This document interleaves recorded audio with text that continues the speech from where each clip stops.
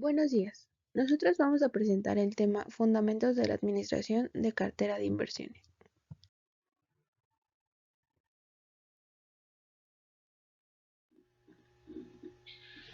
¿Qué tal? En esta ocasión les hablaremos acerca de los fundamentos de la administración de cartera de inversiones. Comenzaremos con la pregunta: ¿qué es un IED? Bueno, pues un IED es una inversión extranjera directa. Esta tiene como propósito crear un vínculo económico y empresarial, como lo es una inversión de un país a otro, o bien una inversión en la propia empresa, pero que ésta está en un país extranjero.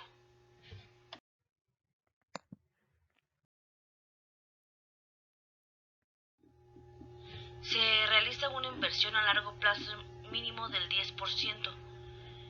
En este proceso se checan lo que son los tratados de este país extranjero, la regulación, en qué país se posicionará la empresa o la planta, la maquinaria que ocuparán para realizar todo el proceso, y también el reclutar empleados y checar si estos empleados se pueden trasladar de su país de origen al país extranjero, entre otras cosas más.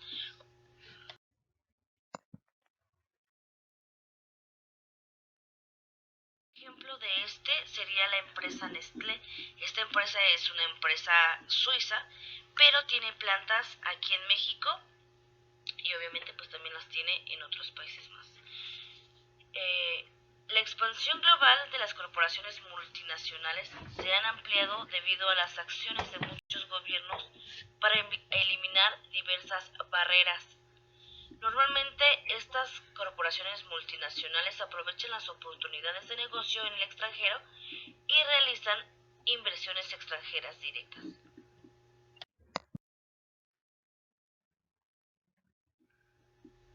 Que representan inversiones en activos reales en otros países. Esto es como, por ejemplo, comprar terrenos, edificios, plantas que ya existen o invertir haciéndolas desde cero. Las corporaciones multinacionales realizan la inversión extranjera directa mediante coinversiones con empresas extranjeras, adquisiciones o empresas extranjeras y creación de nuevas subsidiarias en el extranjero. Cualquiera de estas antes mencionadas, la inversión extranjera directa produce altos rendimientos cuando se administran en forma apropiada. Sin embargo, las inversiones extranjeras directas requieren de una inversión importante y por consiguiente colocan en riesgo una gran cantidad de capital. Además, cuando la inversión no se desempeña tan bien, multinacional o no, pueden vender con facilidad el proyecto extranjero que ellos crearon. Debido a estas características de rendimiento y riesgo de la inversión extranjera directa, las transnacionales tienden a analizar con cuidado los posibles beneficios y costos antes de poner en operación cualquier tipo de inversión extranjera directa.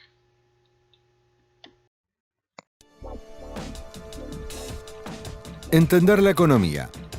¿Qué es la inversión extranjera directa? Se llama inversión al gasto realizado en el presente para aumentar la cantidad de capital existente en una empresa o en un país esperando un retorno en el futuro.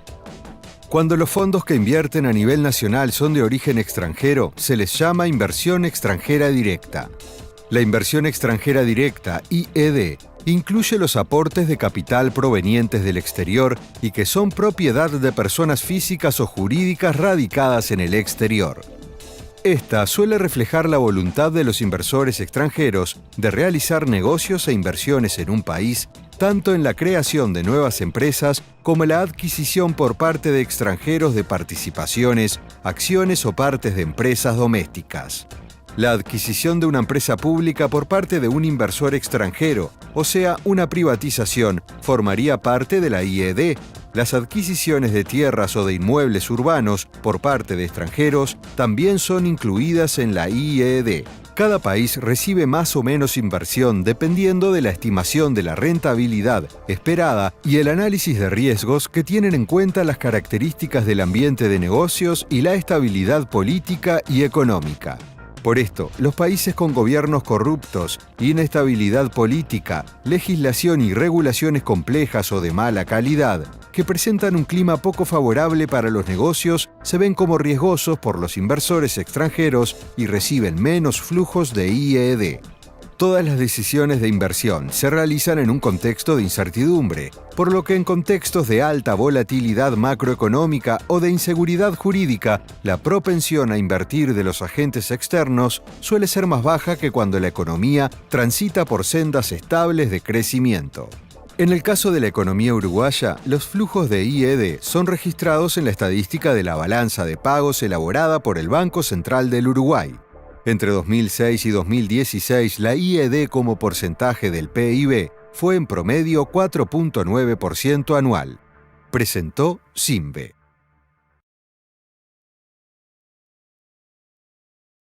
Motivos para la inversión extranjera directa. Según las corporaciones multinacionales, consideran la inversión directa en el extranjero porque mejora la rentabilidad y aumenta las riquezas.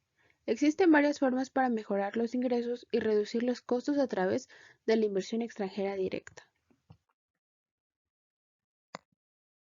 Atraer nuevas fuentes de demanda. Esto se debe al alto crecimiento en su país de origen, donde ya no se puede crecer más, es decir, está a tope comercial, y buscan nuevos mercados extranjeros atractivos para tener una mejor demanda potencial como en Argentina, Chile, México y China.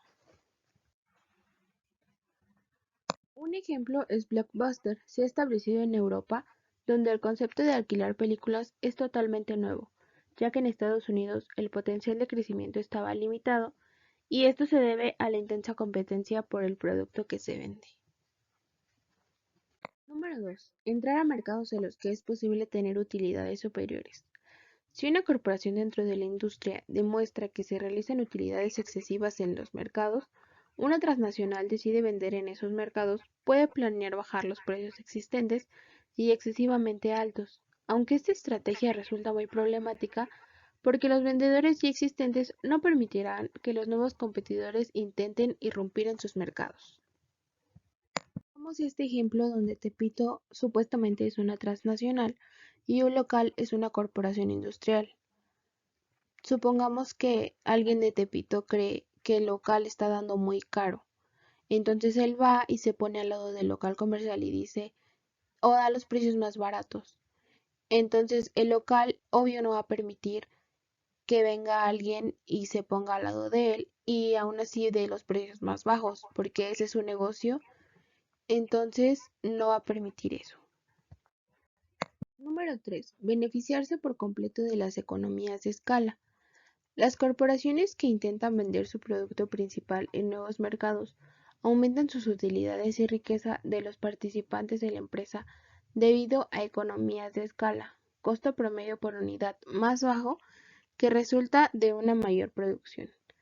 Al eliminar barreras comerciales, la Single European Act permitió a las multinacionales lograr mayores economías de escala.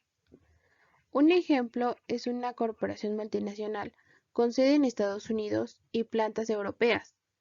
Eliminaron aranceles entre países europeos y permite economías de escala en una planta europea sin costos de exportación excesiva. Número 4. Utilizar factores de producción extranjeros. Los costos de mano de obra y terreno varían entre países y con frecuencia las transnacionales establecen su ubicación en donde el terreno y la mano de obra sean más baratos.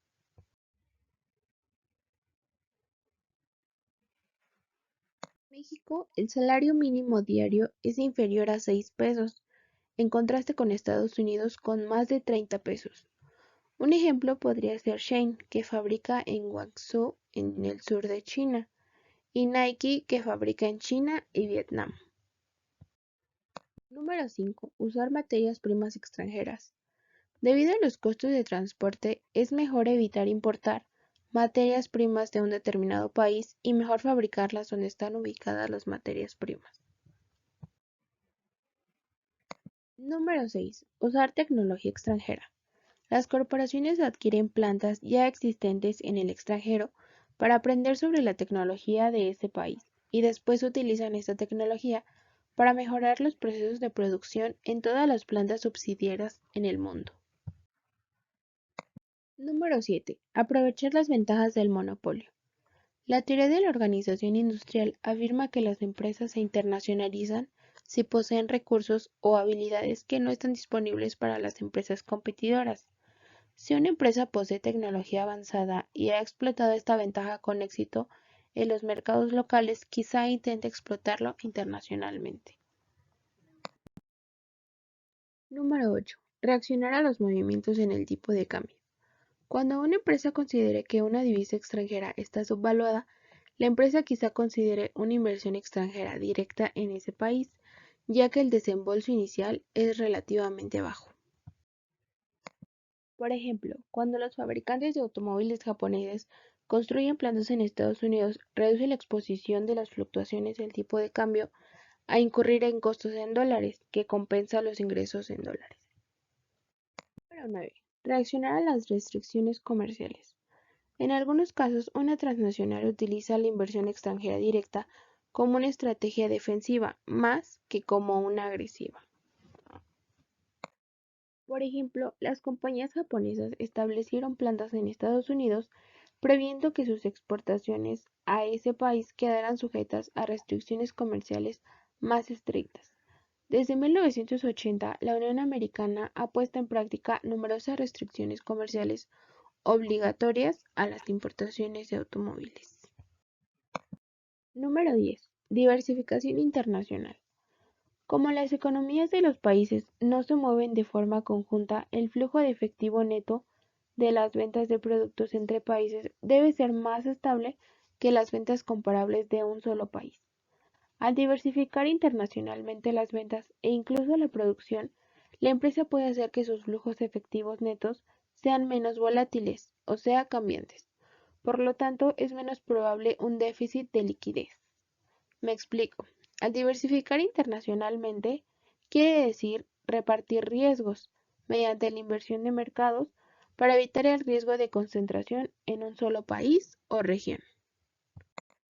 Esto quiere decir tener un poquito tuyo en varios países, para que si un país económicamente cae, puedas refugiarte en los demás países en donde tienes tus demás inversiones y así evitar riesgos.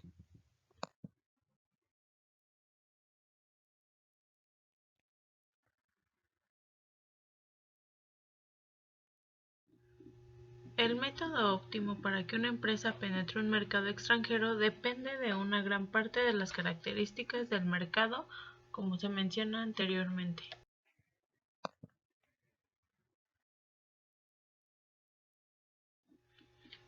Por ejemplo, las inversiones extranjeras directas por parte de las empresas de Estados Unidos en Europa son algo común, pero no tanto en Asia, donde las personas están acostumbradas a comprar productos a los asiáticos.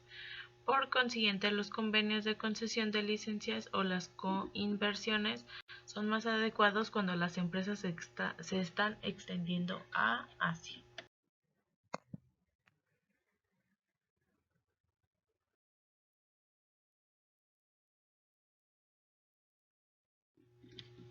La mayor parte de las transnacionales realizan las I+D con base a expectativas para aprovechar beneficios potenciales. También hay algunas desventajas, por ejemplo, costos en vías de desarrollo, inflación, movimientos en el tipo de cambio y un cierto riesgo político.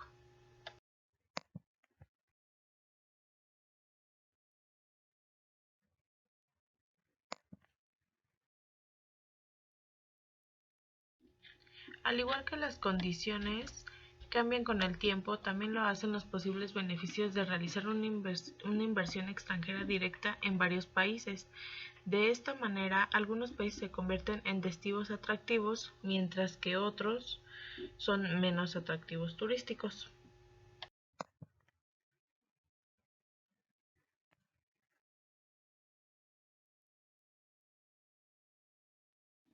En la siguiente tabla podemos observar los beneficios y medios para usar las IED.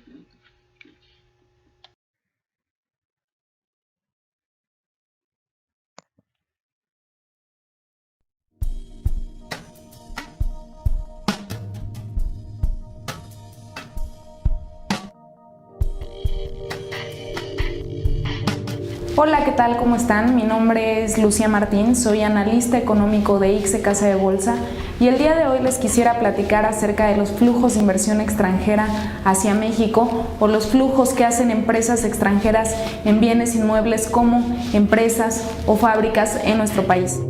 La crisis económica se caracterizó porque la inversión extranjera directa cayó prácticamente en todo el mundo. Hubo casos extremadamente complicados como el de Gran Bretaña, en donde la inversión cayó 90% y este país, de ocupar la cuarta posición, salió del ranking de los primeros 20 países receptores y se ubicó incluso por debajo de Perú o de Egipto. En México, contrario a lo que sucedió en Latinoamérica, el efecto de la crisis se trasladó de manera inmediata a los flujos de inversión extranjera directa. En 2008, este concepto de inversión extranjera directa cayó fuertemente en México, mientras otros países latinoamericanos incrementaban sus flujos a tasas de 2 dígitos o incluso Brasil alcanzaba un máximo histórico en la recepción de inversión hacia su país. ¿Cuál es la razón de esto? ¿Qué hizo México o qué no hizo México para diferenciarse con los países latinoamericanos? Bueno, la principal razón es nuestra cercanía con Estados Unidos. Este fue el principal argumento que se manejó durante la crisis para decir que la caída de los flujos de inversión extranjera directa era coyuntural, que una vez que Estados Unidos se recuperara, los flujos lo harían y que no había de qué preocuparse, que era un fenómeno estrictamente coyuntural. Esto en cierta medida es cierto. En 2010 la inversión extranjera directa se repuntará hacia los 21,000 millones de dólares. Sin embargo, bueno, esto será resultado solamente del crecimiento de Estados Unidos y de la frontera de 3,000 kilómetros que compartimos con ellos. De hecho, en enero pasado, la firma A.T. Kearney nos ubicó como el 8º receptor más atractivo en el mundo de inversión extranjera directa durante 2010. Es por esto que este argumento del coyuntural es parcialmente correcto. Es verdad que Estados Unidos crezca nos ayuda. Sin embargo, hay una parte que no se debe dejar de lado, que es que México no ha hecho cambios estructurales y que la debilidad estructural ha hecho que se pierdan lugares como receptor de inversión extranjera directa, pero también que no se puedan atraer o que nuestra capacidad para atraer inversionistas distintos a Estados Unidos sea limitada. Nuestra inversión ha estado acotada en un rango de entre 20 y 25,000 millones de dólares. Después del catalizador tan importante que fue el Tratado de Libre Comercio, no hemos podido superar esta barrera. En el corto plazo no hay una señal sólida de que se pueda romper la barrera de los 30,000 millones de dólares. Se han dado algunos avances, por ejemplo, la iniciativa que presentó el presidente Felipe Calderón de ley antimonopolios, una propuesta de reforma laboral, pero se tiene que dar un catalizador importante estructural que pueda suavizar el ciclo de inversión extranjera directa hacia abajo cuando la economía de Estados Unidos se encuentra deprimida y potenciarlo hacia arriba, como siendo atractivo para otros países. En México hay mercados que no se han logrado explotar. Solo para ponerles un ejemplo, la presencia de China en México aún es muy débil.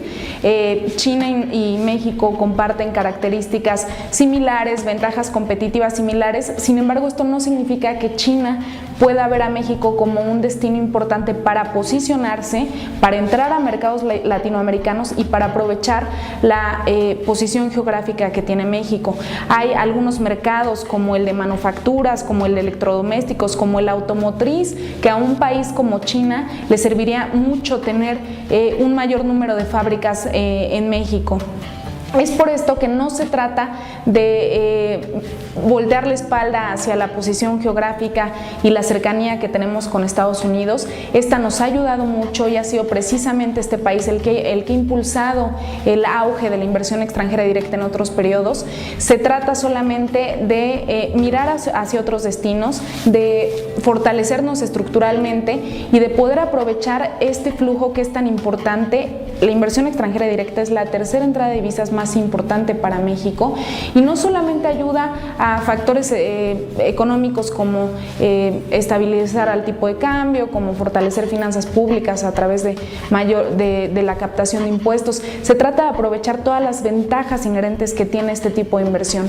Este tipo de inversión por naturaleza es de largo plazo, tiene ventajas como que se transmite tecnología de manera barata de las empresas extranjeras hacia las nuestras y sobre todo un aspecto que es de llamar la atención y que hay que recalcar es que sea el proceso conocido como saber como know-how, que es que los trabajadores mexicanos pueden adquirir toda esa serie de conocimientos, habilidades que tienen los trabajadores de otras partes del mundo y aplicarlos en México. Esto sería todo por mi parte el día de hoy. Les recuerdo, mi nombre es Lucía Martín, soy analista económico de ICSE Casa de Bolsa. Hasta la próxima.